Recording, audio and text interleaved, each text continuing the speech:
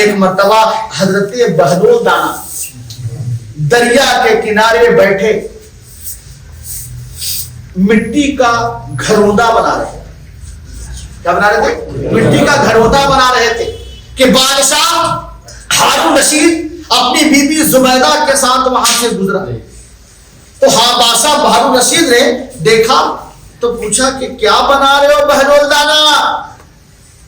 تو حضرت بہلول دانا نے کہا کہ جنت میں جنت کا ایک گھر بنا رہا ہوں, خریدو گے؟ تو ہارون رشید مسکرانے لگا, کہا جنت میں گھر بنا ہے. لیکن زبیدہ تھوڑی ہوشیار تھی, تو زبیدہ نے کہا کہ دے دو بھائی, خرید لو, کیا فرق پڑتا ہے, ہم بادشاہ ہیں, سلطنت ہے, خزانہ ہے. بابا زبیدہ نے قیمت دی اور وہ خرید لیا. اب رات میں آئے تو ہارون رشید کے خواب میں, ہارون رشید نے خواب میں کیا دیکھا کہ جنت کے دروازے کے قریب سفر ہو رہا ہے. کیا دیکھا کہ جنت کے ایک دروازے پہ لکھا ہوا ہے بی بی زبیدہ. کیا لکھا ہوا ہے؟ بی بی زبیدہ. اب یہ دیکھنا تھا کہ ہارون رشید کو لگا یہ تو میری بیوی کا ہے. اندر گئے, جو جنت کا جو داروغہ تھا اس کو جو ہے جو گیٹ کیپر, کہا کہ بھائی یہ میری بیوی کا ہے. ایسا ہے نا, بیوی شوہر سب دنیا میں ہے, یہاں نہیں ہے.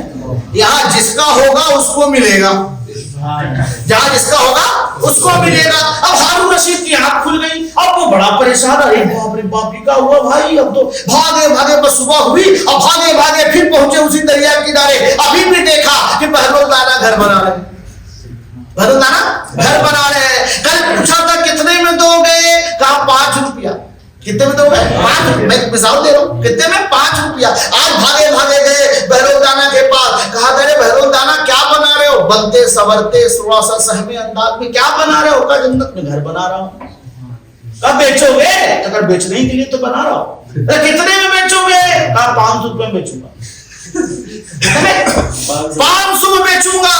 اب بہلول دانا پریشان, یہ ہارون رشید بلا رہے کل 5 روپے میں بیچ رہا تھا, آج 500 میں بیچو گے, یہ کیا ماجرا ہے؟ تو بہلول دانا نے کہا بادشاہ کل بغیر دیکھے لے گئے تھے, آج دیکھ کر کے آ رہے ہیں, اسی لیے قیمت بڑھا دی گئی, اسی لیے قیمت بڑھا دی گئی ہے. تو معلوم کیا ہوا؟ ایمان بالغیب اصل ہے. دیکھ کر کے تو کوئی مان لے گا, بے دیکھے مان لو, یہی تو اصل معاملہ ہے. بے دیکھو مان لو, یہی تو اصل معاملہ ہے. اللہ تعالی ہمارے ایمان میں مزید قوت عطا فرمائے. اللہ تعالی ہماری محبت کو بڑھاتا رہے. اللہ تعالی غیب پر ہمیں مستحکم طریقے سے ایمان رکھنے کی توفیق عطا فرمائے. بولنے میں, پڑھنے میں, سننے میں کسی قسم کی خطا ہو گئی ہو, مولا معاف فرمائے.